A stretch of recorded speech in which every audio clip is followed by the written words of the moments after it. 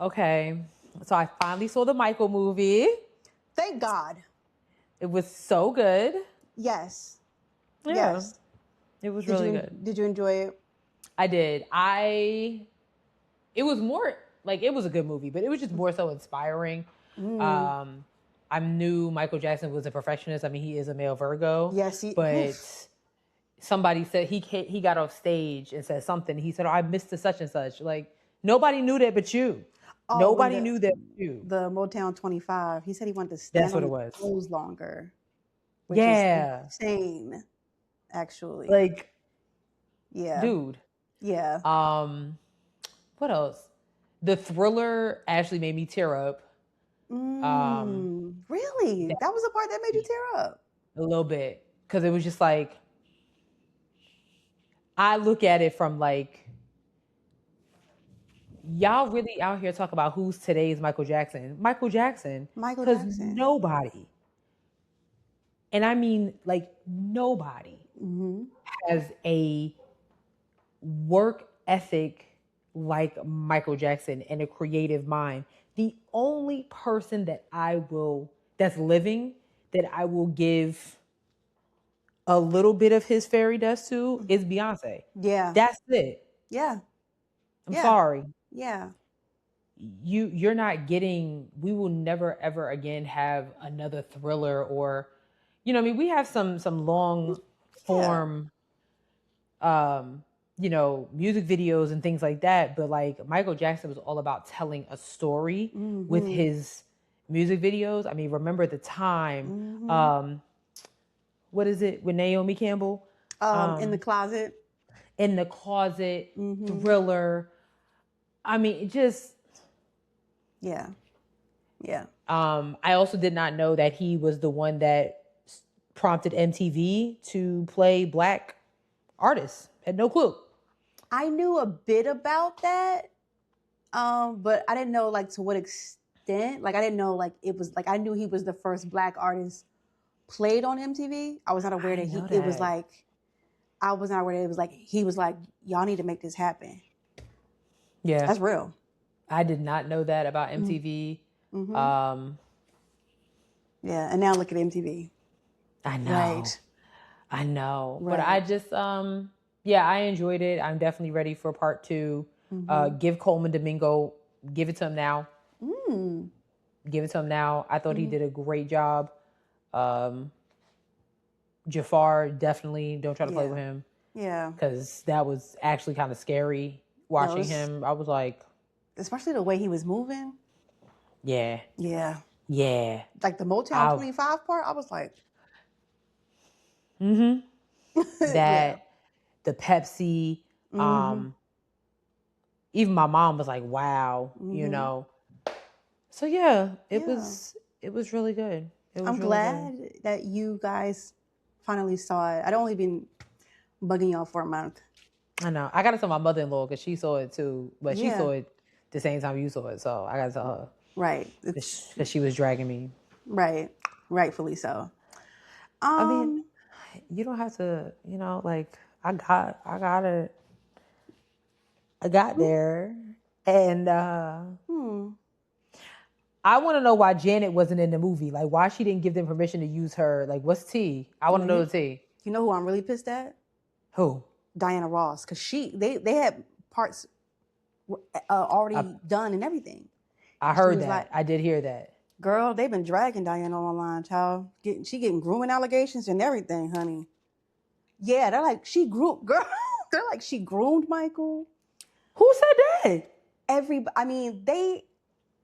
I've been seeing, listen, because the movie's out, people have like been bringing all this back up and you be seeing clips and they was like holding hands at premieres and stuff. At one point, he had to be like 17 or 18 and she was like, I didn't know you was going to be so sexy. What the fuck are we talking about? Ain't you like 30 years old? Anyway. Yeah, girl. Yeah, girl. Before we do the intro, do you want to go ahead and get it out? Go ahead and get it out. Get what out? About the Knicks. Go ahead. Let us...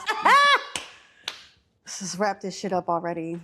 Oh, my God. Rip me out the plastic. I've been acting brand new.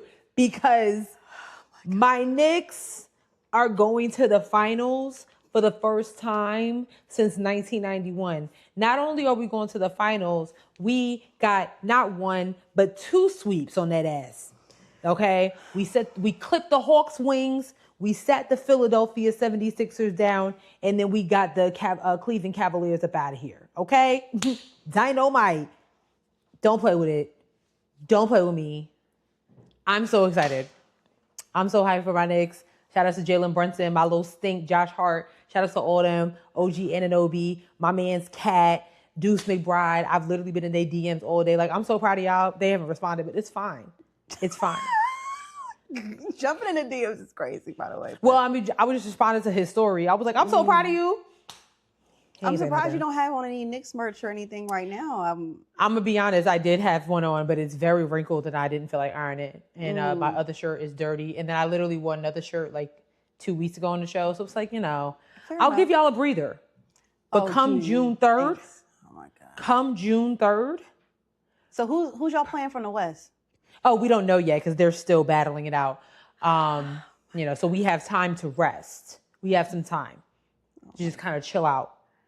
Maybe those Spurs, maybe the Thunder. I'm pulling for the Spurs. I would like the Spurs to be in it because the Oklahoma City Thunder is so boring. Oh God, they're so boring. And over the Spurs? The Oklahoma City Thunder are so boring. So I'm rooting for the Spurs because I just think it'd be. Over the Spurs?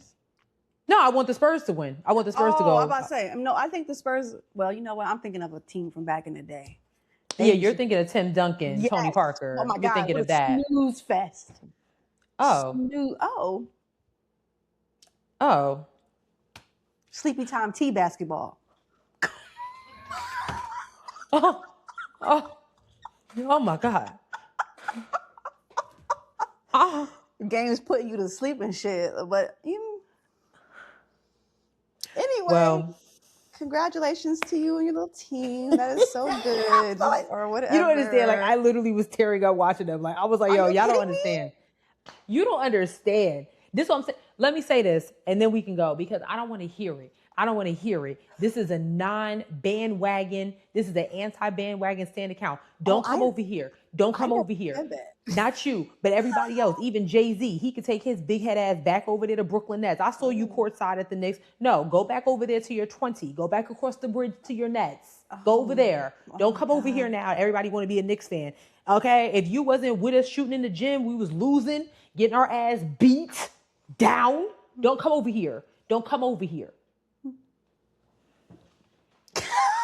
Even people in the NBA, all of a sudden, the Knicks. No. We don't need no LeBron. We don't need no Giannis. We don't need KD. We don't need none of that. We good over here. We got our squad. Don't come over here. That's for all y'all talkers up in here. Don't come over here. Stay over there with y'all Lakers and y'all little Boston Celtics and all y'all little other people that ain't nobody paying attention to. You know Drake gonna be courtside wearing a Knicks jersey at the. I will personally annihilate him. Because he's a culture vulture. He can't help himself. He's going to be courtside at the game. I don't think first of all, he doesn't even have room to be courtside because we got Spike Lee, we got Timothée Chalamet, we got Tracy Morgan, we got Ben Stiller, we got Fat Joe, we got all the loyals. You understand? It's full. It's full. Don't come over here. He's absolutely going to be there. Don't make me jump in MSG's DMs. I'll be like, real quick, just in case you see that nigga Aubrey. Send him back to the Raptors. Send him back up there. It has to be there. He'll be there. I don't want to see any of the celebrities there. No. You don't want to see Spike there? Well, Spike, he deserves to be. I'm not talking about them. But all these other random people, like I said, even Jay-Z. No. It's Brooklyn, right? Where Brooklyn at? Go back over there. Oh, my God. Go back over there with your number 14 in the league. Go back. Oh, my God. Oh, my. I think we can go. Clearly. Yeah, I think with that, we can start the show. Do you think that's okay? I think we could do that. Right. Yeah. Yeah, I'm good.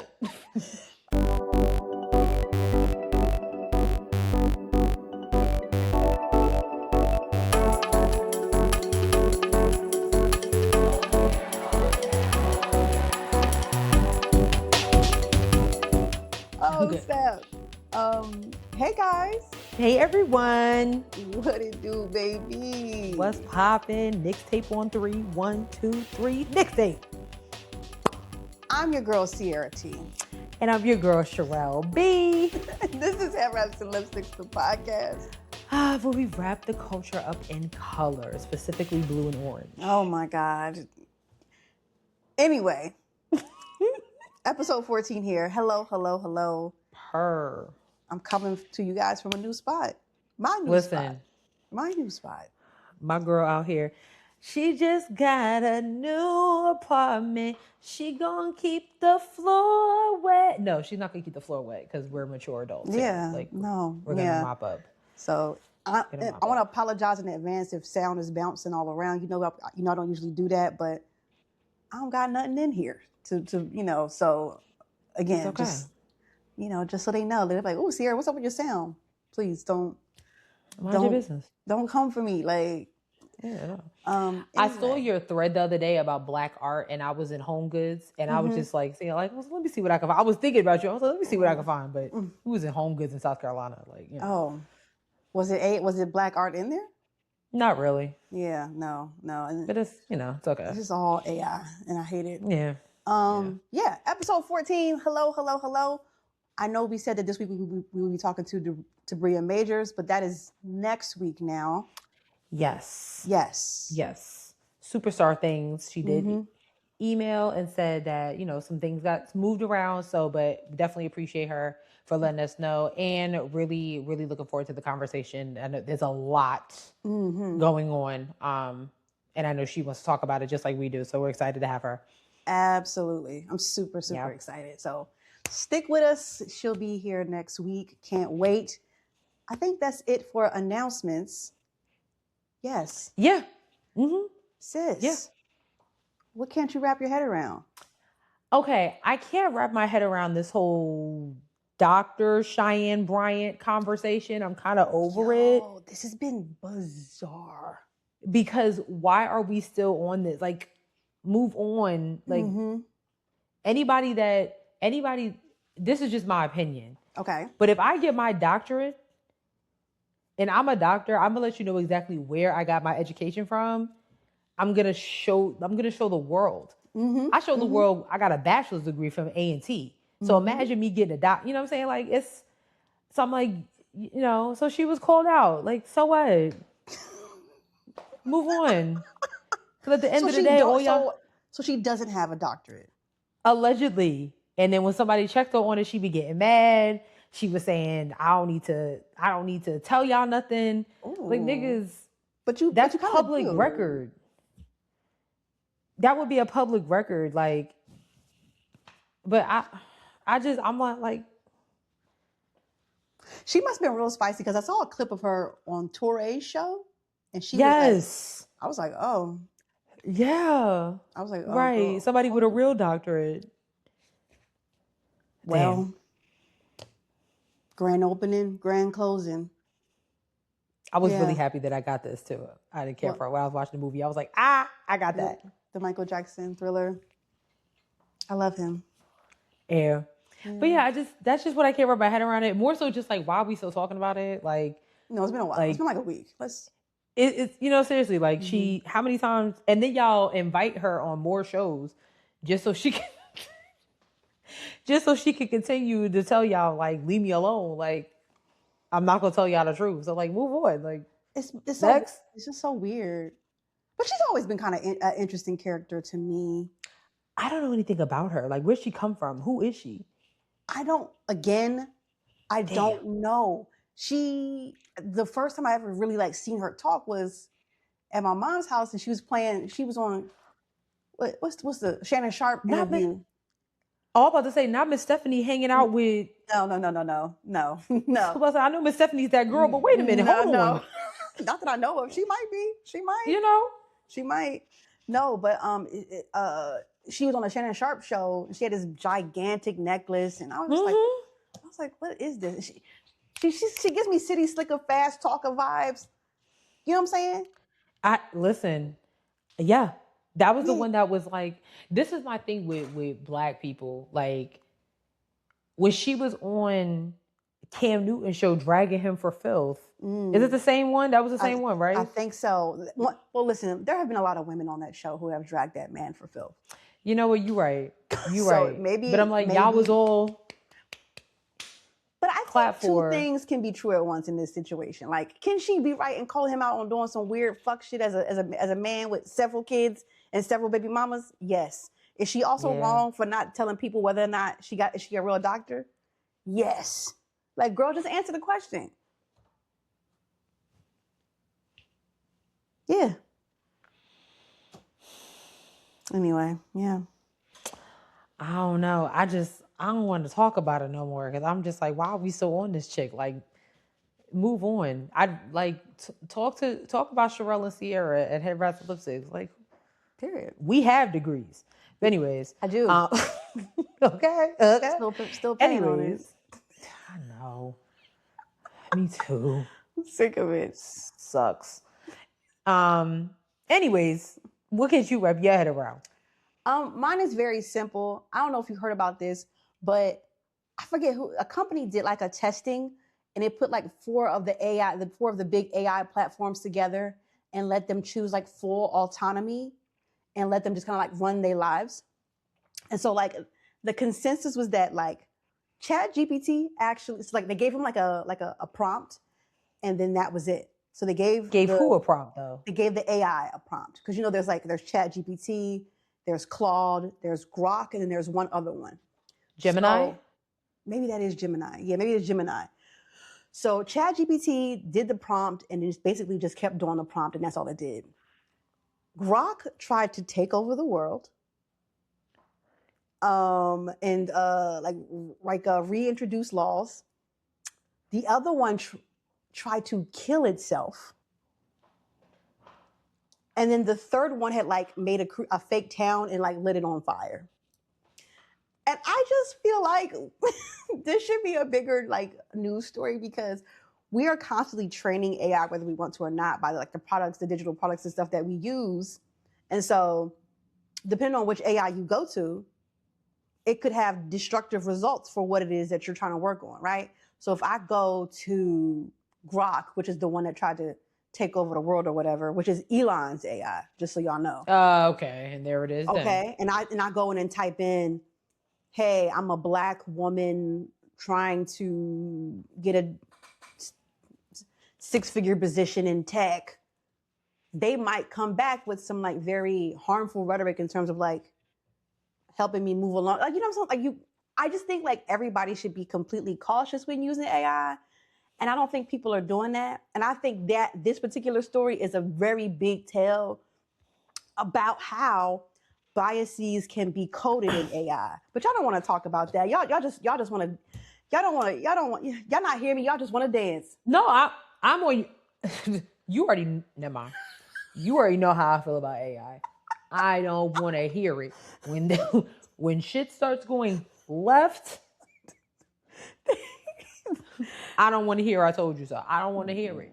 They don't want to hear us. They just want to dance. And that's fine. Just say you want to dance. But then like, you can't see something like this happening and be like, oh, well, that's just an experiment. An experiment with the actual AI products. What are we talking about? So was I Am Legend. So was Ex Machina. Right. So was iRobot. So was all of it. Yeah. So I just like... You cook your meal. Cook your meal. Right. I'm just like, I think we should just all, as a community, keep our eyes on AI and use it. If you're going to use it, which is a whole nother thing. I don't know. May the odds be ever in your favor, honey. Good luck with that. Y'all got it. Like, literally, y'all got it. Like, I don't know what else to tell you. Like, good luck. Yeah, so yeah, that's it. Just, I'm not going to stop bringing up these scenarios because people, you're either on one side or the other, I think, with it. And like, you're either like, well, we have to, it's a part of the future. And I'm like, well, it doesn't have to be. I mean, it doesn't have to be part of everybody's future. They all thought that NFTs were going to be a big thing. And now where they at? And I still don't know what I mean. Exactly. That's what I'm saying. Everything, like, I think everything gets popular way too fast. And you have said this numerous times in the show. Like, things basically get too big for this britches way too fast. We don't even know the research, the data. Y'all are pushing research and data on things that don't have research and data. You know what I'm saying? It's like you just put a whole bunch of words together. And that's like, even you can tell what's written with ChatGPT these days. Because it's just a bunch of words that just happen to flow. They're not concise. There's a difference. There's a difference. Yeah. So all y'all flyers look the same. I'm seeing some churches use AI flyers, and I'm like, your pastor does not look like that. The club flyers look insane. It's craziness. They look a mess. Good luck to y'all with that. Yeah, cook your meal. Cook it. I don't want none. I ate before I came. Hope you'll have some water in the future. Okay, well, you know what? Speaking of water, let me take a drink. Because I might not have this in a while, you know? Cheers. Funk.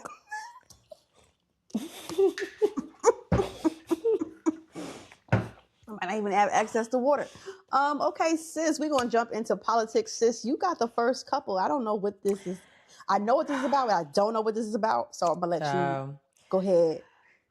So y'all know there's been a bunch of congressional maps ever since Louisiana. I think that was the first one. Yes. Ever since Louisiana really put damage on the Voting Rights Act of 1965, things have been going left. All these conservative states are like, oh, well, we want to redraw our map too. We want to redraw our map too. From Virginia to Alabama to South Carolina to, Texas, of course. Like, Texas was like, we're drawing it regardless. Mm-hmm. But in Alabama and in South Carolina, interestingly enough, some interesting things happen for the Democratic Party. So, and if you do not know, these maps are being redrawn primarily to oust Black majority districts in the state, which is primarily run by Democratic leaders. So the goal is to just have everything be Republican. That is the goal, right? So in Alabama, a court actually blocked the new map because, and Alabama's been in this for quite some time, even before Louisiana. It's just been a lot. So I'm just going to read this. Republican efforts to eliminate congressional districts represented by Black Democrats in Alabama and South Carolina failed in the courts and the legislature, respectively. These mark the first major features to redraw district lines to favor Republicans since the Supreme Court eviscerated the Voting Rights Act in April, right? Mm-hmm. So the two losses of, let me go back down. Here we go. So a 3-court district court panel ruled that Alabama could not eliminate a second Black opportunity congressional seat that the panel previously ordered to be drawn as the state's preferred map intentionally discriminated based on race. So this is what the decision read. Ultimately, we cannot see our way clear to requiring Alabamians to cast their vote in the 2026 election under a districting plan tainted by intentional race-based discrimination. And under the unusual circumstances of this case, we conclude that a limited order requiring the secretary to continue using the court's race blind map would not disrupt Alabama's elections. Basically saying, from what I'm gathering, is you guys can't do this. So they're blocking any type of vote or any type of thing that would initially have the maps redrawn. And it's not going to conflict with some upcoming elections. So again, we should all be paying attention to the timing of this. Y'all could have did this years ago. You wait until now when you know that in 2026, the conservative party is, the MAGA party. I don't put Republicans and MAGA in the same, okay? The MAGA party is really close to losing its reign and its hold on a lot of these southern states or just highly conservative states, okay? I'm really shocked by this because Alabama is like, they've had some nasty stuff in terms of voter suppression and I think like one of their high schools was the last school to have a segregated prom. Correct. You know what I'm saying? It's crazy. Insane. Yeah. Which is crazy. Yeah. Now that's in Alabama. Now in South Carolina, their actual legislature was like, yeah, no, we're not doing this. Basically, they're like, we're not doing this. So that's a bipartisan thing.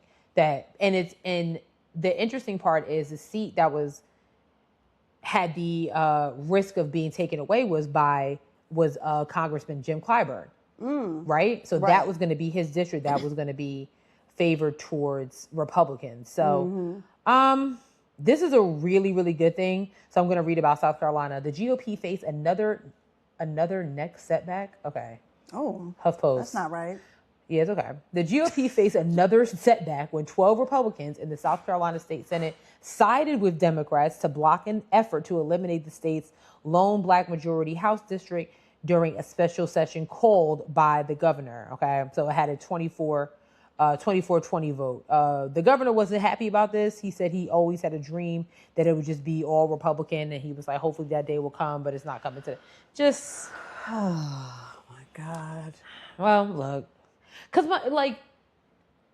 with the Republicans in South Carolina that voted with the Democrats, it was like, so why are we doing this? I feel like that's what the question is. Why are y'all doing it? You don't even know why you're doing it, other than some man told this man that we need to do this. You get what I mean? It's not like there's no rhyme or reason. It's just all y'all doing is just making loud sucking noises for this man. Mm-hmm. I don't get it. Yeah, I don't get it. I don't get it. I think a lot of them are just I think one, they are following orders from the party, right? But then also too, I think a lot of them, you just can't put anything past racism. Mm-mm. And I do think I know that there are racist people in Congress and the Senate that are working to have this weird overthrow of a super conservative government so that the things that they want can get done a lot faster. Which is the whole point of all of this redistricting of voter districts and, splitting up densely black populated districts. Mm-hmm. It's all, And none of it makes any sense. So shout outs to the Alabama Supreme Court and shout outs to those Republican lawmakers in South Carolina that are just and I feel what I also feel like? I feel like it's probably, the conversation is probably so draining. I can't even imagine. It's probably oh my God, we got to talk about this again. We got other things going on. Move on already. You lost. I mean, that's how I feel about it, hearing it. And it's I want to move on, but then it's oh my God, this is actually a pressing issue. It's so freaking weird. And it's and y'all are even trying to do this in a rush because, primaries are taking place right now. So midterm elections are going to be, taking place in just a few short months. But it's speaking of primaries, we didn't talk about this. I just wanted to point out that the former Attorney General of Kentucky, member Daniel Cameron, the one that refused to charge the officers that killed Breonna Taylor, he also lost his election to come back into office. Yeah. I love seeing him lose. Right. Because a choice. You could have charged those officers with a higher charge and you failed to do it. Yeah. And nobody wants a coon in office. Yep. So, sorry. I'm not.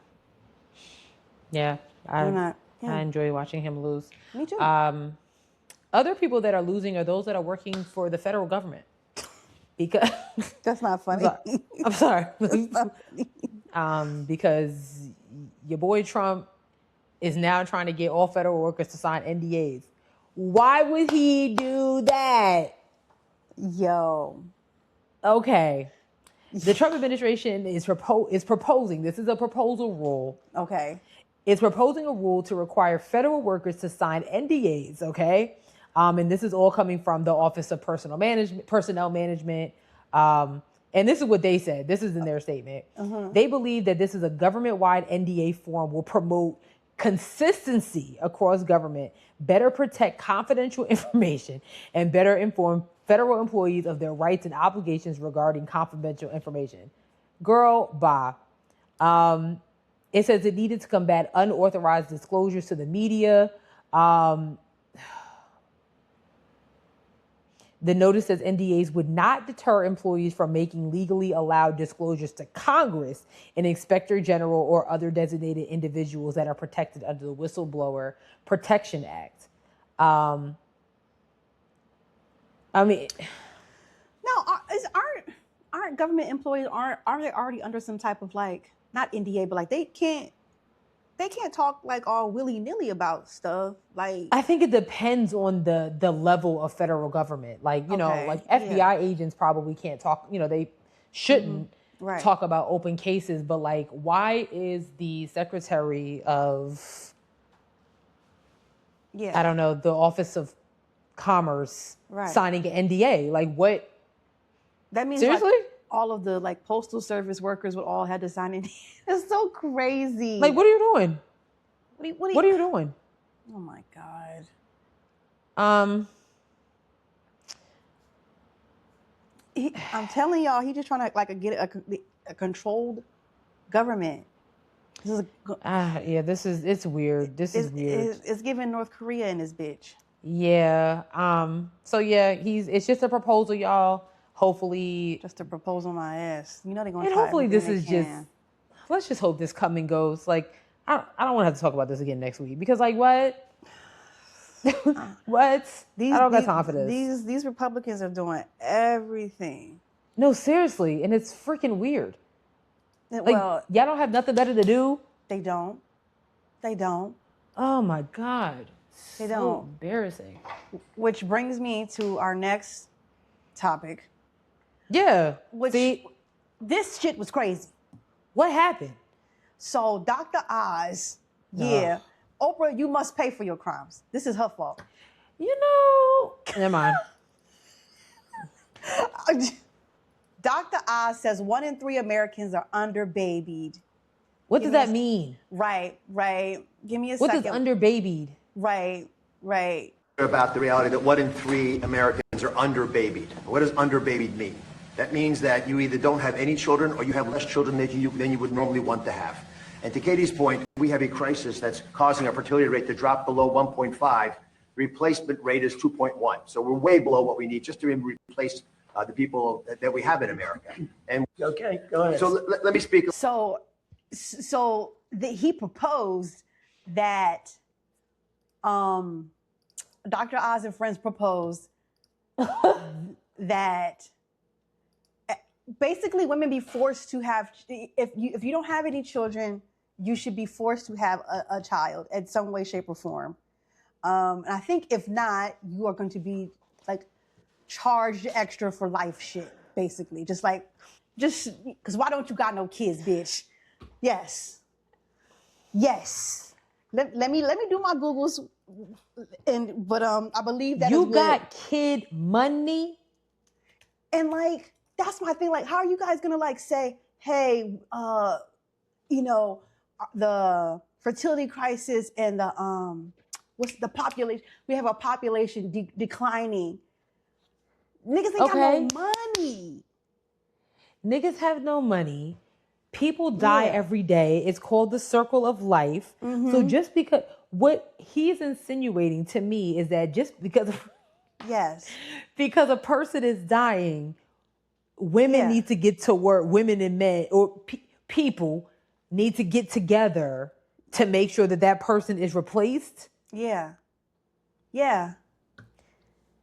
Doctor, listen, I'm so tired. Okay, this is from people.com. This is the first thing I could find. Okay. It says the former television personality and cardiothoracic surgeon touted new efforts by President Donald Trump's administration to make fertility treatments more accessible, including through Trump RX, an online marketplace for discounted prescription drugs. There is no excuse to buy a drug in America and not check TrumpRx.gov just to be sure you're getting the best price. Oz says. Then it says fertility drugs, a number of which are available through the website, can account for more than 30% of total fertility treatment costs, according to Extend Fertility, an infertility service provider in New York. For those What? For those to drop by 90% dramatically changes the equation, Oz says on Monday.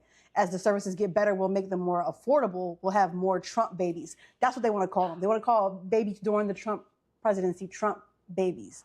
I'll be damned. His remarks come as the second Trump administration works to persuade more women to have more children, part of its Make America Healthy Again campaign. And the White House focused on raising the birth rate.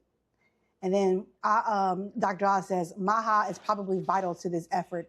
You have to get moms healthy enough to do the most creative thing the universe knows, which is making babies. And it's like, again, women aren't unhealthy. These niggas is weird. And forgive us if we don't want to have children. Like that's not your, oh my God. See, that's not your place. We need more women in Congress that will reiterate what I want to say. Like, just like y'all are quick to try to put us in our place, so to speak, it's time for us to put y'all in y'all place, so to speak. Because for a bunch of men who don't have to carry anything, I'm going to quote my good sis from Why Did I Get Married? You don't have to miss work. I do. You don't have to carry a child. I do. Why are you in our business? Why are you in our business? But because if y'all want to be all manly, make sure that you're out there making enough money for us to have all these babies. There are a lot of women who are out earning men. And this is even just like black men. This is just women in general. Women who are out earning men.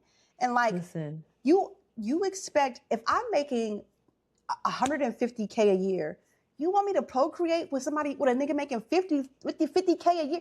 Literally, besides getting me pregnant, what could this man do for me? Get on my level. What? Like, it's not. It's not realistic. And why is a cardiovascular surgeon dealing with OBGYN concern? You feel me? Like, because what are we? Cardiovascular, that's here. Focus here. Focus up here. The heart. You don't need to worry about what we got going on down there and what's coming out of there. That's none of your business. You wouldn't even know where to cut me correctly because that's not your business. And then like all those white women standing around him talking about, well, your case exactly. said, like, this is what we be talking about when we say white women consistently put themselves in spaces where the things that will specifically affect them and they don't think that it's going to because they're putting themselves in adjacency to white men. But no, girl, you still got a vagina. I don't. Sure. You know what I'm saying? It's just like, it's not going to happen. You're not going to force us to have babies. Like, you can't do that. It's not going to happen. I'll pay a nigga in the hood to punch me in the stomach real hard. Don't, like, please don't piss me off. like, there's a lot of unbabied in it. Like, underbabied is an insane term. It is a real term. Like, yeah. I looked it up. Like, it says underbabied is a phrase used by some political figures and commentators to describe a population that is having no children or fewer children than they desire. Or I'm having exactly what I see. That's the part right there. Fewer children than they desire. And why are you in my business? Right. How you know I ain't desire to have one kid? You think every woman in America or every birthing person in America wants to have 9 or 10 kids? That's because back in the 20s and 30s, y'all was pop locking and dropping it 11, 17, 4 to 5 times. Ain't nobody doing that. No. You meet all these older people. Yeah, I'm the third of 12. Excuse me? Yeah. And then we'll go on and tell us how they grew up so poor. I wonder why. Yeah. And a lot of those women back then, they ain't had no rights. Right. Girl, bye. Dr. Oz, go back up here. Come back up here. Where's Oprah? She must pay for her crimes. I'm so sorry. Damn. Where's she at? She got to speak on this because this is some weird shit. Yeah, like, what are you talking about? These the niggas you be hanging with, Oprah? Right. Right. Dr. Oz. Right. Right. Like, you know what? Since we talk about the White House or what's going on in the White House, let's skip and come back. Yes, absolutely. Mm-hmm. Again.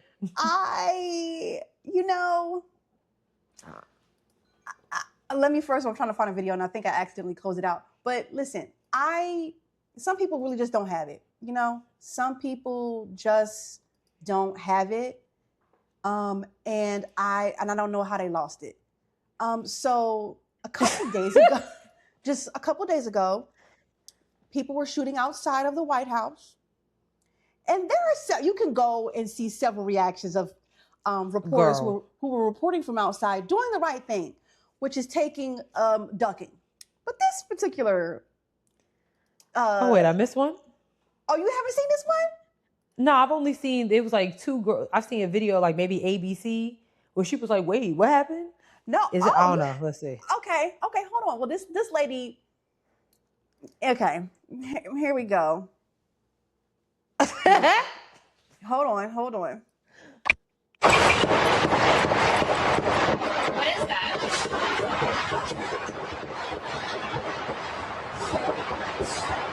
What is that? Sounds like fire.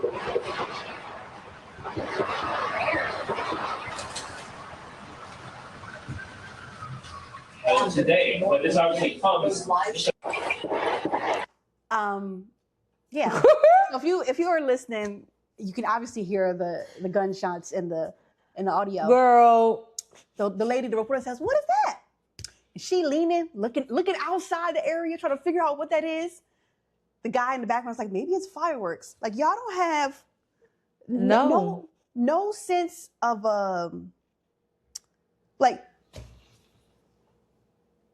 I don't even have the word right now, Sharelle, to explain. Like, you just don't have no sense of I don't know. And the thing that got me was that the other two people were like an Asian and Latino. Goddamn. White lady standing up, asking questions and shit. Looking, what's that? All out the door. You stepped outside. You want to turn around, but you gonna step out. You gonna step out? Okay. Look. The step out is crazy to me because you don't know how close some things was. You know, it must be such a thing to have never heard gunshots. Okay. You know,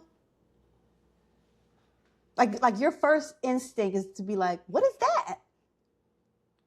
I'm going to ask, what is that when I'm on the ground? Child. I don't know. I don't know. I don't know either. Girl. That was crazy to me, though. I was like, I mean, she, at no point did she duck. She just was like. But why is there so much violence going on around the motherfucking White House? Okay? Like. That's a good question. Can we talk about this? That's a good question. You feel me? Like, what is happening here? We ain't never.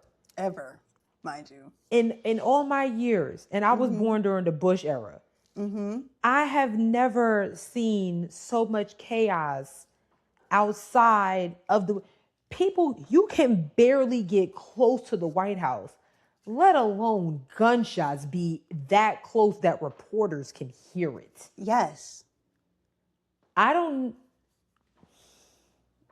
know. Let's move on. Let's move on. Because I don't know what this is. I don't know what this is. It's never been this violent around the White House before, but shots fired outside the White House, shots fired inside the White House, gunfire with the president and the vice president in the room. What are we doing here? Who's not getting shot? Like that's where I'm at this point. Like Biggie should come back. Who shot you? Because what is happening here? Like I have no idea. Like it's just getting real spooky ooky. I don't like it. Switching gears. It's getting weird. It's getting weird. Like I don't know. I mean, yeah, I don't know. So switching gears a little bit.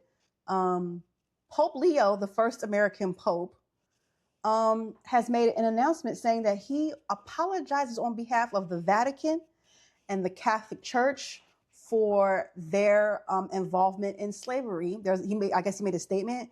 I have a video here.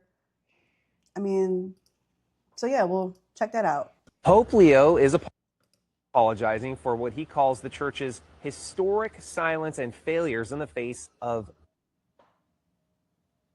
slavery, while warning that artificial intelligence could create what he describes as new forms of slavery in our own time.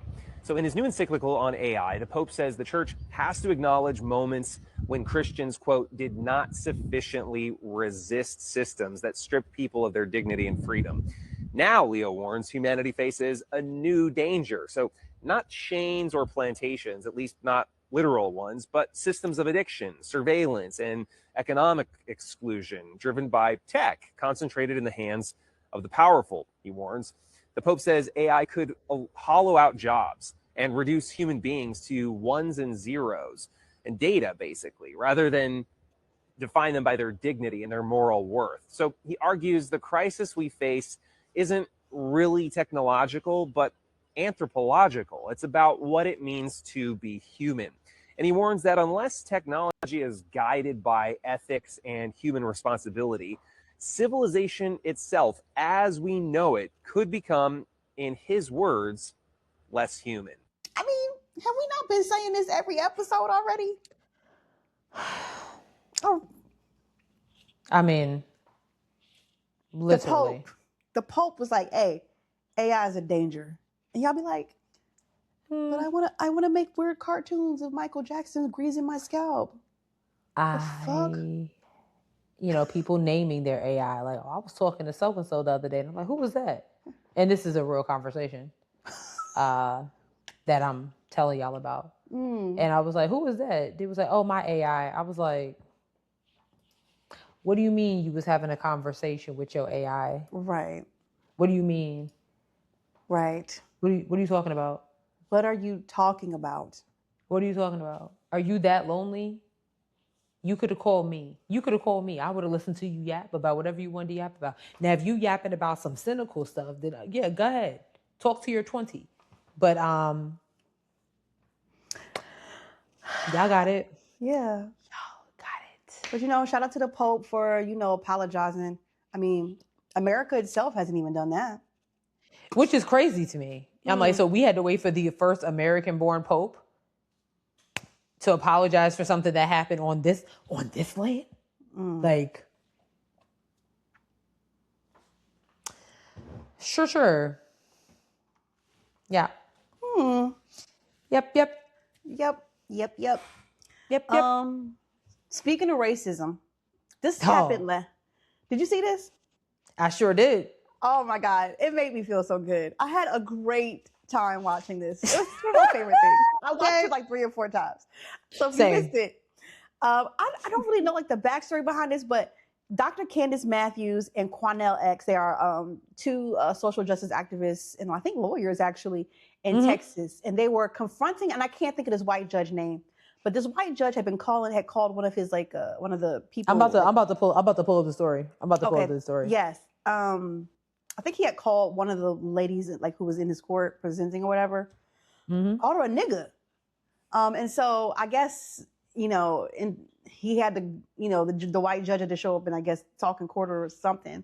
And they was pressing his ass. And it was one of my favorite things. So I'm going to share this with y'all because I feel like we all deserve to see this as a community. So let's go. As a community. Hold on. That's your from the beginning.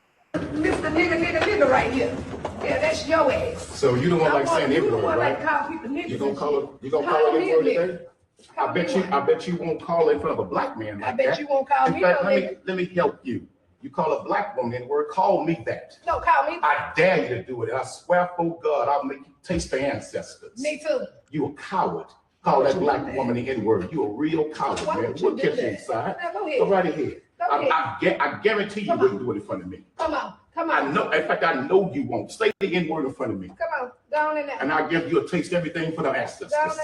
Say it in front of me. I dare you to say it.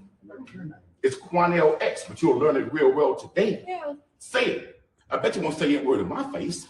See, you talk to black women like that by themselves. You intimidate black women by themselves. But a black man, you won't open your goddamn mouth. I dare you to say it. I dare you to say it. They're hearing their years, shit, get your old ass out. Run around with your bald head ass, you old spike little face looking bitch. I ain't playing with you.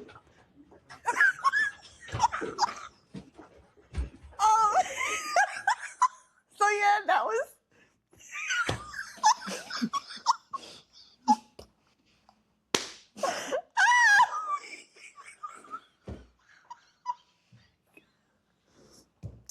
It's so good. I don't really have nothing to say. I mean, you heard what they said. She said, here come Mr. Nigga Man. Can you just imagine being another worker in an office? Like, I could be on the phone like, hold on, girl, look who you bang. Like, what is going on? The fact that it was dead silent and nobody, like, I would have been laughing if I was in there. I would have been dying. Okay, like, nobody laughed. Nobody, like. Because they knew they was dead serious. Like, right, okay. Like, so that man is a lawyer. His name is Michael Phillips. And what he did was he basically called, he kept saying the word over and over and over during a child custody trial. Like, yeah, so that's what happened. So, okay. Yeah, he literally used racial slur numerous times in court. I saw something that had like the actual transcript of what like he said, because he said it at least 5 times. But yeah, he said it numerous times. But a county attorney, he's been found in contempt. So he has been sentenced to, the court sentenced Phillips to 3 days in jail and issued a $500 fine. But both public punishments were suspended on the condition that he file a written apology to the court and a separate written apology to attorney Brenda DeRoran by June 30th. Yeah. That's it, huh? Just all you gotta do is pay some money and write an apology. That's it, huh? Yeah, and then he said he disputes accusations that he used a slur in a derogatory way. Like, how else do you use it, sir? Right. I'm confusion. Like, what do you mean? Like, what are you talking about? Yeah. So I was trying to find like the actual transcript because I did see it. But yeah, nothing. Yeah. 20 times. Right. So he used it 20 times? 20 times. That's insane. Yep. That's insane. Yep. So. Wow. No, they pressed his ass and I was looking for it. Here come Mr. Nigga Man. I'm crying. Oh, snap. Okay, that's it for our politics this week. Yep. For show. Yeah. For show. Sis, do you want to get into it with your favorite comedian? Why you gotta do all that? Like, I'm just like presenting like that it's your turn to go. This is your guy, right? Okay. I just want to preface by saying I still have not watched this roast. Neither have I. Kind of came and went, and I'm really into docuseries and documentaries right now. So,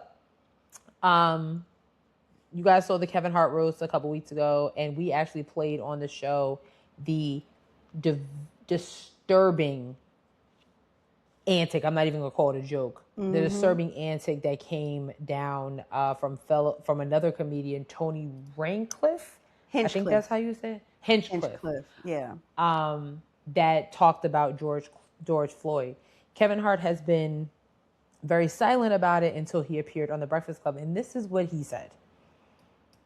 Yeah, the George Floyd joke, it wasn't a tasteful joke to our culture, to our audience, but our audience that's watching the roast, if you're watching the roast, you get why they're doing it. You get why the racial humor is on the table. Like, it's not, I wasn't shocked. Like, that's what they do. Go look at the Tom Brady one. Like, that's what they do. It happens every year when they do a roast. It's not new. This isn't a new It's not a new agenda. It's not a new approach to comedy. Do you feel like Tony Hinchcliffe went too far when he made that joke about George Floyd? It's Tony Hinchcliffe. Yeah. Like I don't expect less. I don't expect more. I feel like you're saying going too far is the point. I don't know if put words in your mouth. Yes, I mean that's why you're there. Mm-hmm. And I hate to say this, but I'm going to because we're being honest. People are talking about that joke. Talk about a set. Tony Hinchcliffe arguably had the best set or one of the best sets between Tony and Sharelle, and I would say Naeem had a really strong set. Naeem had a very strong set. I was laughing out loud at Tony until that. Until the joke. But not even just that joke. I don't like when people joke about violent, tragic death. I like Pete's set, and then I was like, why you had to say something about Charlie Kirk? Pete had a great set too. Pete had a Charlie Kirk joke in it. Like, would I tell those jokes? No. But do I get why they're being told? Mm-hmm. Yes. Like, I'm not looking at Pete crazy. I'm not looking at Tony crazy. Like, that's what I know what you're going to do. Mm-hmm. I know your style of comedy.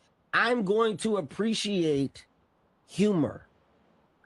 I don't get affected by the attempt of humor. I get it, right? In this case, like, do more. It's my production. We're live. The more is what? Like, what is it that you expect me? You want me to take a live production and stand up and fight Tony or have a reaction? Like, Tony told a joke. It wasn't a tasteful joke to us. We didn't like it. Okay. Hey, man, fuck that joke.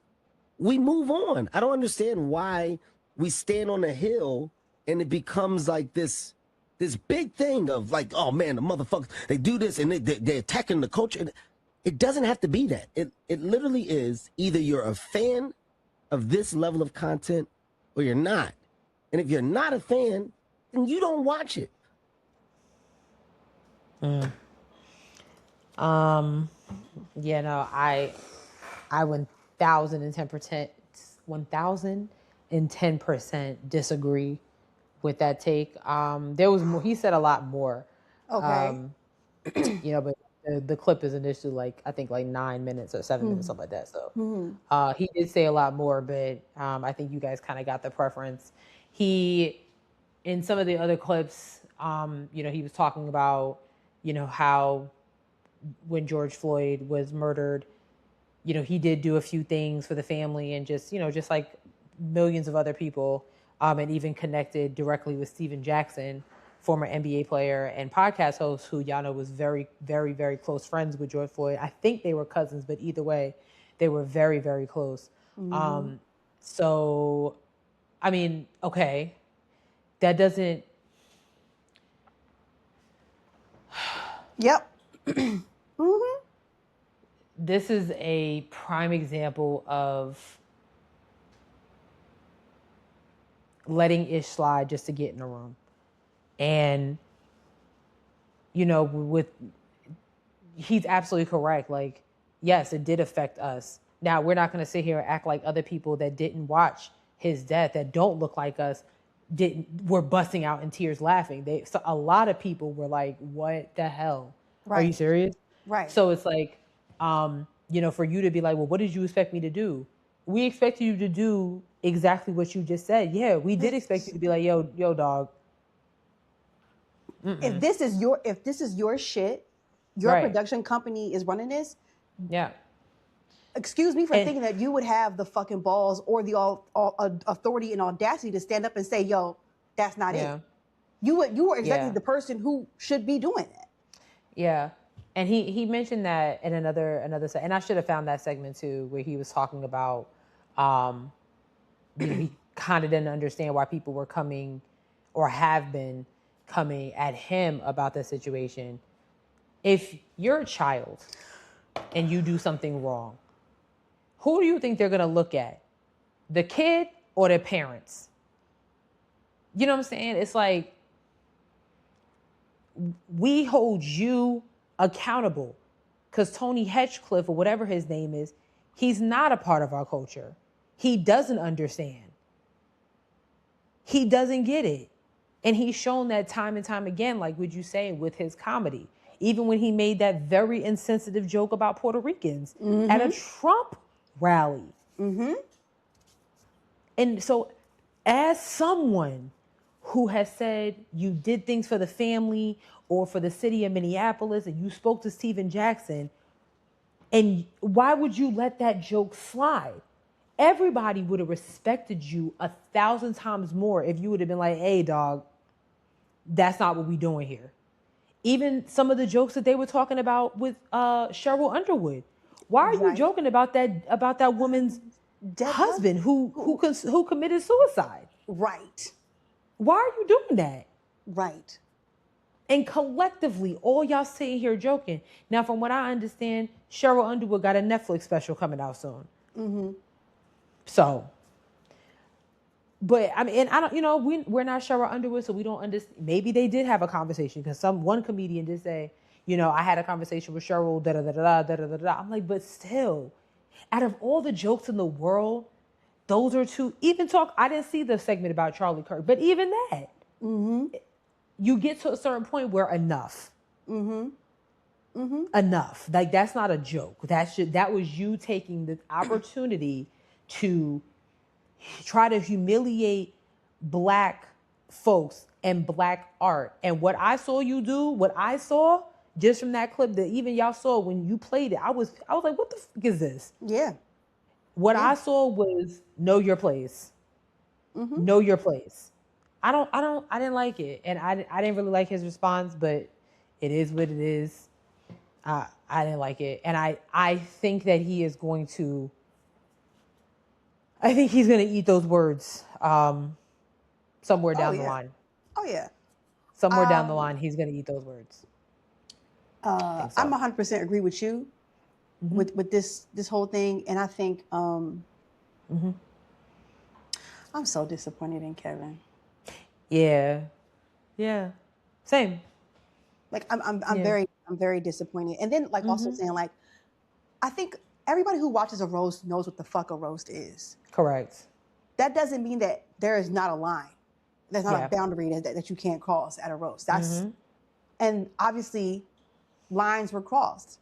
And I also want to say, wow, Malcolm X really ahead of his time. We cannot allow these people in the industry to speak up for us. And I think I would be remiss if I didn't say that, I feel like Kevin Hart is too far removed from the Black community to even understand why this is an issue. But then I would be like, well, you were a part of the Black community before you got famous. So why don't you understand?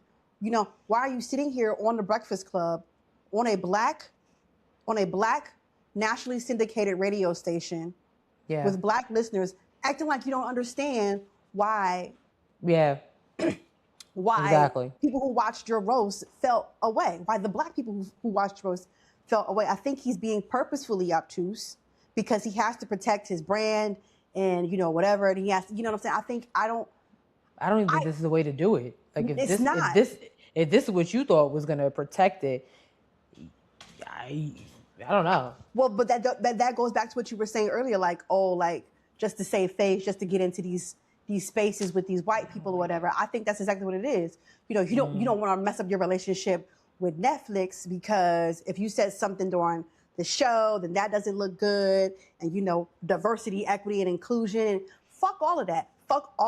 Because at every chance that they get to diminish us, our people, the shit that we've gone through, they do it. And we're supposed to sit there and be like, oh my God, that's just not funny. Yeah, fucking joke. There's a difference in sometimes racism can be funny. Sometimes you'll hear a joke like back when the Wayans brothers was running stuff. Some jokes that they might put in there is that's actually funny. You know what I'm saying? Yes, there is a stereotype. It is what it is. That's funny. I've been seeing these two guys on TikTok, and they've been doing taking my white friend to do Black people shit, taking my Black friend to do white people shit. And it's funny. You know what I'm saying? You're just combining two worlds and just showing them what goes on in different surroundings. So it's and I see some of the comments, it's well, not every Black person be in the hood like that, but a lot of them do. But a lot of them do. So it is what it is. But when you take something so egregious like George Floyd's murder that the world saw, The world saw that man lean on George Floyd's neck, and we heard his last words. And for you to allow somebody to take that sacredness from that family, or that level of healing from that family who was trying to forget, it's like you just ripped open. It's like when you take a Band-Aid off too fast. Mm-hmm. You know what I'm saying? Like that's what it kind of feels like a little bit. Yeah. And I'm not a part of George Floyd's family. So if I'm feeling like that, I can only imagine what Steven Jackson, who you said on it, I called my man Steven Jackson. And you think you can call him now? Right. Like probably not. I saw another clip of him because the girl who was up there had asked him. She did an interview. She did an interview with somebody's George Floyd's cousin or something like that. Mm-hmm, mm-hmm. And she asked him, had he ever watched the video? And he was like, no, I haven't, and I'm never going to. Like he was flippant about it. He was standoffish about it. He's never going to what? Watch the interview, because the girl was trying to bring up a point about something that the family, because one of the other family members was also a big fan of him, right? And they felt a way about what happened at the road. And to be like, I've given money to them, whatever, like that. The rest is out of my head. Like all of that shit.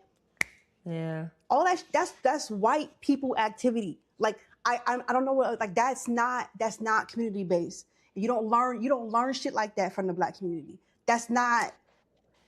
Yeah. You know what I'm saying? You don't do that. This isn't I don't like it. Like, I don't like it. Like, I'm so disappointed in him. Like, I've already, not been on the Kevin Hart train, but this left a nasty taste in my mouth, sis. And I think, like, for him to be like, oh, I do all these great things, you know what I'm saying? I'm in the same 6 movies with The Rock every year. You can't fucking stand up and just be like, yo, that shit was fucking whack. No, I think it's cowardly. I think it's bitch behavior. Yeah. Yeah. I agree. I'm disappointed. Yeah. Ain't nothing else to say. No, well, the only other question I have, I put it down, like, what's going on with all these data centers? Because I am concerned. I am upset. I'm confused. Like, why is this such a thing? What is this in reference to?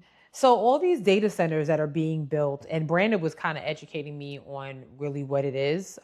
It's just, because of AI and it's growing so much, you need somewhere to store all this data about data as they pull data, right? Mm-hmm. Right. So, right. And the problem that I'm having, talking about community, is these are going in communities of people that look like you and I, or are very poor, poor stature, things like that. And it's just misplacing people for what? And a lot of towns have spoken out about it. And a lot of these are like rural areas. I did a story a couple weeks ago, and it might have been, I think they were in Missouri. Mm-hmm. There's another one in Nevada. It's a lot of places that are, that are just kind of drawing back. Like, prime example, here's one. This is from CBS, and there is Red Oak. So there's a city. I'm trying to find the exact. Mm-hmm. I don't know where Red Oak is. Oh, North Texas. Okay. So at least 8 Red Oak residents were warned last week that they were in violation of city code.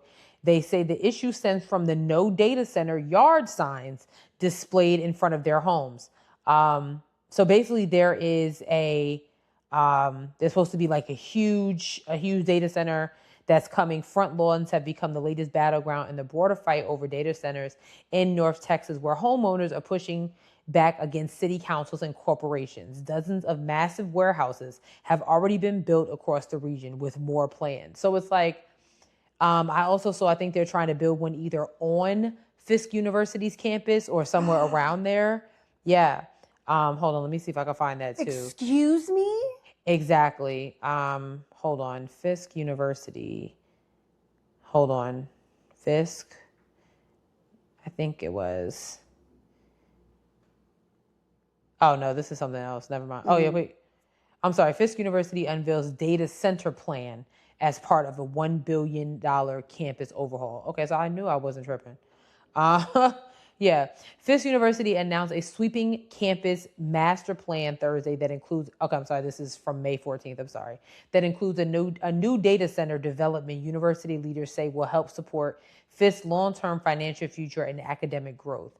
So, you know what, I'm going to pause on that because I'm not sure if that data center aligns with exactly what I'm talking about. Right. But there's so many small cities, you know, that are putting these data centers. So I do think one is being proposed to in Mecklenburg County or something like that. So Lord Jesus, if y'all see me out there protesting, it's because like, why? Like, what do you? I just think y'all are just creating like outlets for no reason. That's what I'm saying. It's just like a data center, to collect what data and do what with it? The data that people are feeding it. Every time somebody uses So why AI, do we need to put that in a so now what? So why do we need to put that? AI pulls from that.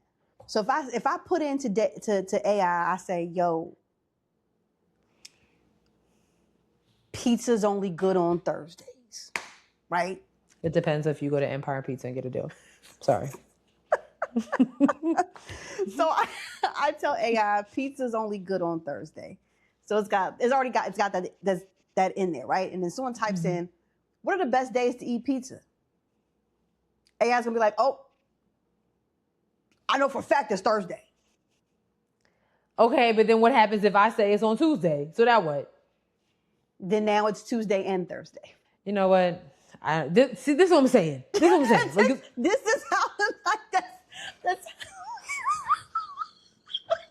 like y'all don't understand. Like I'm not anti-AI, but it's getting too much. I am, and I'm telling you, like y'all think it's fun and it's it's cool and you got your little Facebook cartoon persons.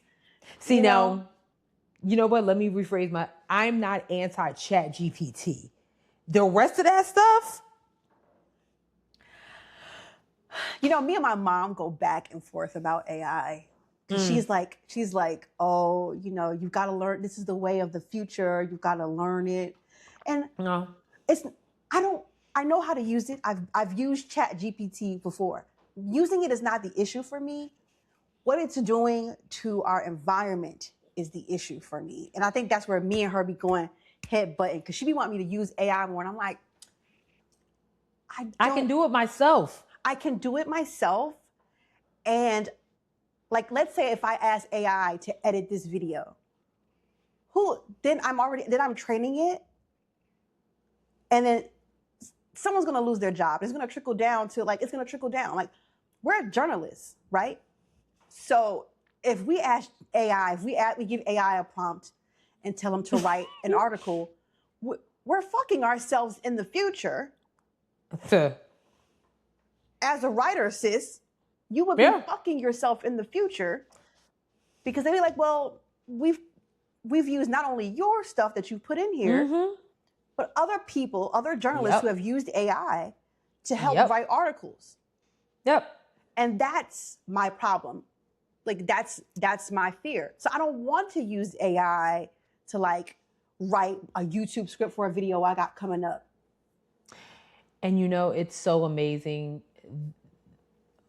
where this advice is coming from a demographic standpoint, because I too have people older than your mom that are trying to bully me into using AI. And I'm like, tell me your password quickly. Go. So don't sit here and tell me why I need to use AI when you can't remember. When you can't remember what you was about to say 20 minutes ago. Or don't piss me off. That's my beef. Like, I'm sorry. Yeah. I thought somebody who doesn't know what TikTok is telling me that I need to use AI. And it's like they're using AI for shit that could be Googled. And like, I'm like, Google is still a thing. Granted, they've got some new AI rules that just came down that they're doing, but like during the finals, there was is it Adidas commercial? I forget. Mm-hmm. No, it's a Gemini commercial, and it's about how to learn how to get the perfect shot. You know, it talks about Luka and AE and all and I'm like, and it's giving this this long drawn out plan. I'm like, or you could just go shoot some hoops in practice. Right. You think Anthony Edwards had an AI thing to tell him how to get his perfect jump shot? No. You think Kevin Durant did that? No. It's called, I went to the Y. I went to the park. And also, I joined a basketball team. Sometimes you just don't have it. You don't have the You know what? And let's just move on because you ain't got it. And that's okay. You're not going to be the next LeBron. It's not going to happen. It's not. And statistically showing, it ain't going to happen no way. It's like you can't change genetics, my nigga. So like AI can help you figure out how to do a jump shot or to look like you make a jump shot. But is it going into the basket? And that's an important question. No. And that. Every time I saw that commercial, I was like, is an important question. I feel like the athlete should be against this. Like, no, young brother, like that's not how we did it. You need to get in that fucking gym. We went up the street to the park. Yeah. And played a little, shirts and skins. That's what we did. Yeah. Like a little horse or something, like trot. So yeah. Very simple. It's quite very simple. Okay, 2 quick last things, and this is in honor of Black Music Month. June is Black Music Month. It's one of my favorite months. Yes, so 2 things are coming up. First, what's the place? Tiny Desk? Thank you. NPR Tiny Desk? Yes. Tiny Desk is going all out for Black Music Month. They have they did this super cute BET tribute to Black Music Month. I'm gonna share it with you guys. They got Big Tigger. Here we go. Yeah, this was so dope. Hey, what's happening? It's your man Big Tigger. Big Tigger Morning Show, BET alumni, 106 in Park in Rap City forever. I've got a news flash. It reads, coming soon to NPR in the Black Music Month of June. Showing love to BET. We ain't playing no games. You don't believe me? Well, here, let me drop some names. We got Gina with Liv and Kareem Riggins to start, followed by Shabuzi, Joe, and Ira Star. Up next, The Paradox and EVE. And we shut it down with Fred Hammond, Bow Wow, and Flowetry. They'll all be right here, and they'll be live in the flesh, representing Black Music Month behind this tiny desk. Super cute. I love it so much. I love it a lot. Yes. Man, sure do miss old BET, bro. Me too. So bad, by the way. I actually think it's coming back now that they have new leadership. So I think we should maybe pay attention to the BET Awards and just kind of the way that things are formatted. So I do think that it's coming back. I don't know if we'll be able to get back to Teen Summit and those type, but I think we could get back to, the Rap City, in the basement. I really do think we can get back to that. I really do. Yeah, I hope so. And if they are looking for some journalists, BET. Literally, you don't have to call Quinn Blackwell. You can call real journalists that work up. Yeah. And are cute. Yep, absolutely. Last thing on the list, listen, shout out to the Elements, Earth, Wind, and Fire, getting their own documentary also, June 7th. I wonder if my mom knows this. On HBO Max. I'm going to play this clip for y'all too as well. I love Earth, Wind, and Fire. So who doesn't? I feel like I can't trust you. Right. Okay, here we go. Oh my God. It happens. I feel my heart open up. You get to moving. Hey, and then you hear. That's when the funk starts. I'm saying to myself, if they can do that, what can I do? Do you remember? Earth, Wind, and Fire were making a whole different sound. No people were playing no music like that. You're thinking they're coming from Africa or from outer space. It wasn't even a show. It was theater. We tried to bring us together as one. We didn't know what effect it would have on the people. One night, I picked up the kalimba. It kind of inspired me to get an African beat on my own. They've embraced that music could have a higher purpose. I wanted to reach a universal audience, to evolve consciousness through the music and change the world, change the world.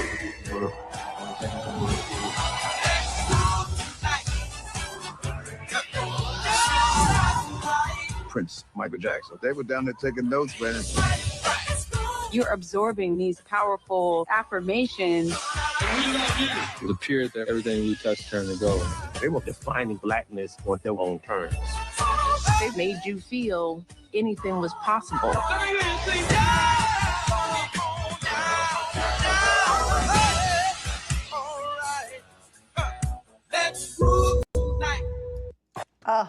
That looks so good. I can't wait. God. I can't wait. I'm gonna have to find somebody's HBO Max login.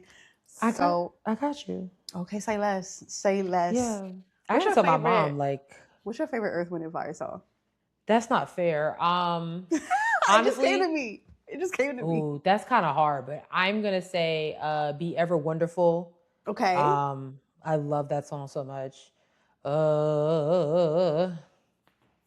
Yeah. Shining Star, like that just like they've got so many reasons, really, every time. Because I think it's Philip who sings. Oh my God, it's just so beautiful. It's so beautiful. What's the name of the song? You want my love and you can't deny. Ooh, You say it's true, but you try to hide. Yeah, that's my shit. I bet ya. Like.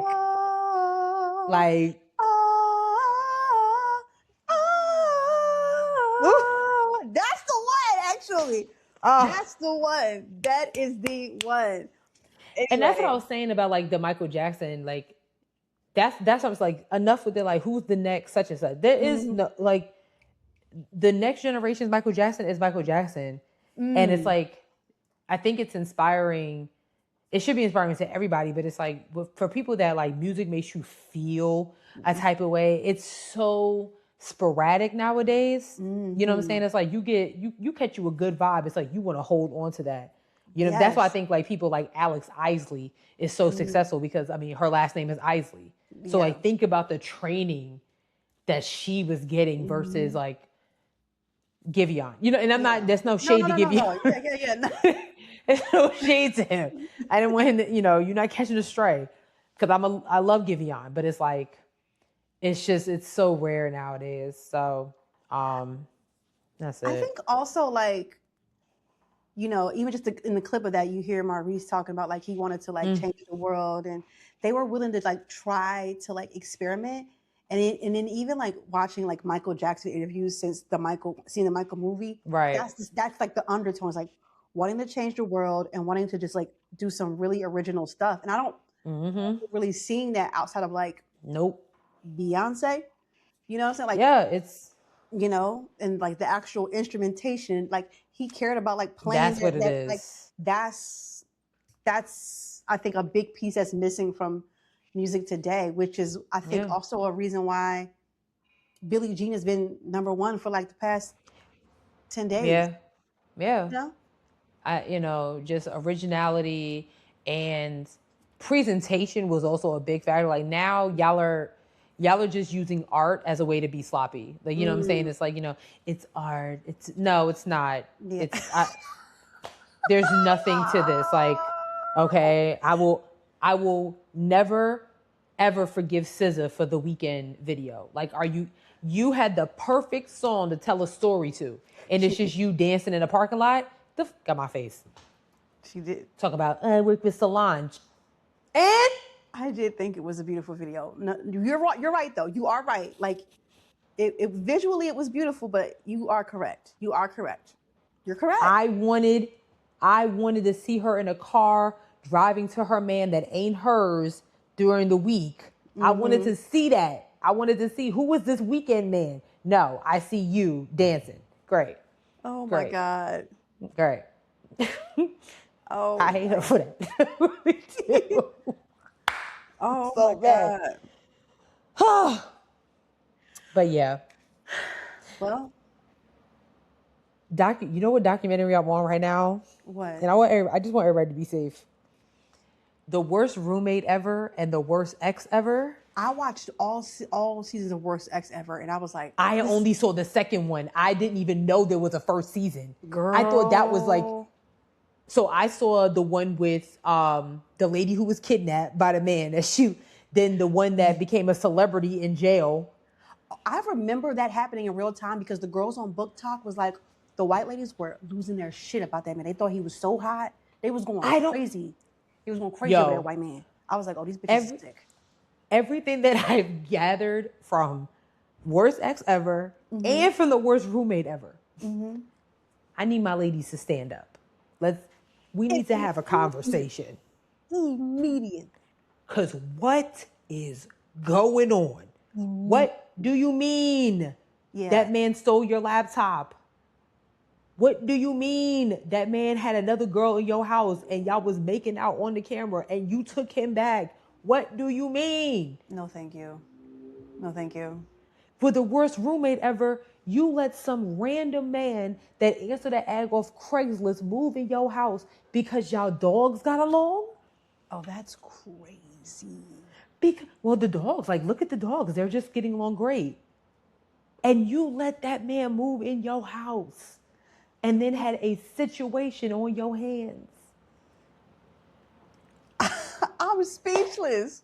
Girl, when I tell you the worst roommate and the worst ex ever, I was like, what the f is going on? I watched, like I said, I watched both seasons of Worst Ex Ever. I was like, oh, I'm gonna watch the first season. And even the lesbian, the black lady. Girl, that was crazy. I said, oh no. I don't understand how many red flags. I was like, what? Because the second time you mentioned your ex and saying you don't know where she at, what do you mean? What do you mean? Your face, you acting real cynical, and y'all just. I don't understand. I don't understand. I don't get it. I don't get it. I want my ladies to stand up. I really do. That immediately. Was the whole time watching. I'm like, what is going on, ladies? Yeah. We're better than this. Yeah. We're better than Girl, this. That show had me. I was like, oh, this is not. Girl. Yeah, girl. You gotta watch the season 1 because there's with the the Asian mom and the Asian lady. Oh, girl, wait. Okay. You gotta watch season 1. I will turn that shit on tonight. Okay, I will at least watch that one. Let's wrap up here first. I think we have a review. This says it was up here a month ago. Did you read this one? I don't know. Wait, let me see. From Will My Wood 2008. Does that sound? I don't remember. Will you know what? Why don't we just read it again? Yeah, I don't. Will My Wood? No, I don't remember this one. Okay. All right. So we got this a month ago, apparently. Oh, man. Sorry. Shout out to Will My Wood. Left 5 stars. Says, can I do it again? It says, Sierra, please don't yell at me. I'm back, leaving another 5 stars for my favorite ladies. Y'all continuously keep us informed and entertained. A year back into having my life back fully, and this podcast continues to help me push through. Thank you for being you. Love you, ladies.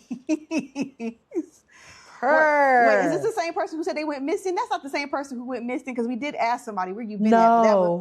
Yes. Well, wait, where was you at?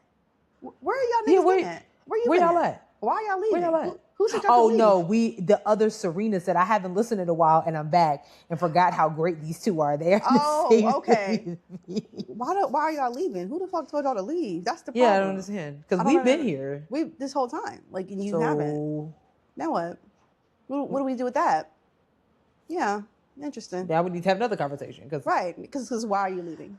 Anyway, that's it for this week's episode. Thank you so much to Will My Wood 2008 for leaving a 5-star review, even though, you know, you were gone for a while, I guess. I don't know. He been gone for a minute, but he back with the review. Period. Sorry. No, yeah. No, get it out. Let it out. It's fine. It's so fine. No. Listen, we're on a whole bunch of things. We're on Threads and Instagram at Hair Wraps and Lipsticks. Check out our Facebook page, Hair Wraps and Lipsticks, the podcast. Go to our website, www.hairwrapsandlipsticks.com. We have crew necks and t-shirts that are for sale, but not on sale. We have a cash out, $hairwrap pod. If you are so inclined to send us money, we will take it. And listen, we're on a bunch of streaming platforms.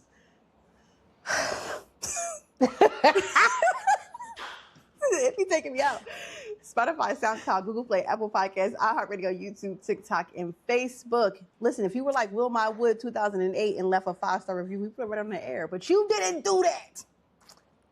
Did you? Yeah, Sharelle, you have your hand raised. I have a question. Yes. Or I have a suggestion. What if I don't know if we can do this in editing world. I'm still new. Like, can we get like a little thing that has like all the platform logos and just like have it rise to the top? You know, my mom has been like, you guys need to have a ticker thing at the bottom of the screen. You know what I'm saying? I don't know how to do that. I'll have to look it up. But it might just be a little box at this point with all of our shit. Like a little text box? Like a little text box until I can figure out how to make a ticker screen because I don't know how to do that, okay? I think that sounds good. Yeah. So I think that sounds real good. Yeah. But it's also in the description. I know you niggas don't be going down there, but people really have a hard time reading. Huh? People have a hard time reading. You know what I'm saying? I'm noticing. I'm about to start leaving clues in the description. No, because y'all not reading it. Because y'all not reading it. I'm about to start leaving clues and like random things. Foolish. No, I'm about to start leaving random things in like in the middle of the description too. You're not even be like, you be reading it. If you read it, you're like, what the fuck, Sierra? Yeah, because y'all not paying attention. Damn. Now I got to quiz y'all. See, look what y'all did. Why do y'all keep gaslighting my sis? So she has driven away from the reviews. Now, because y'all niggas don't want to read, now she mad. Now you got her doing other. I can't save y'all anymore. I just can't. I'm on my sis side all the time. I'm just saying. I really do try, and then y'all just you do, and they just keep proving you. They keep proving you wrong. I don't know why you keep not saving them. Don't save them. They don't want to be saved. Damn. Sis, do you have a joke this week? I'm gonna be honest. I do not have a joke this week. I have been inundated with Knicks content. That is just where my mind has been. So, because ain't nothing funny about my Knicks going to the finals. No. So, but I'll be back next week. Don't forget, next week we'll have Miss Tabria Majors on the show. Really excited for her to talk about some voter education, her journey from the runway to to politics. So we're really just going to talk with her about some things. So you have plenty of time to leave a review, plenty of time to read the caption, and read everything. So yeah. Yes. Yep. All right. We'll see y'all next week. Peace out. Peace. Bye.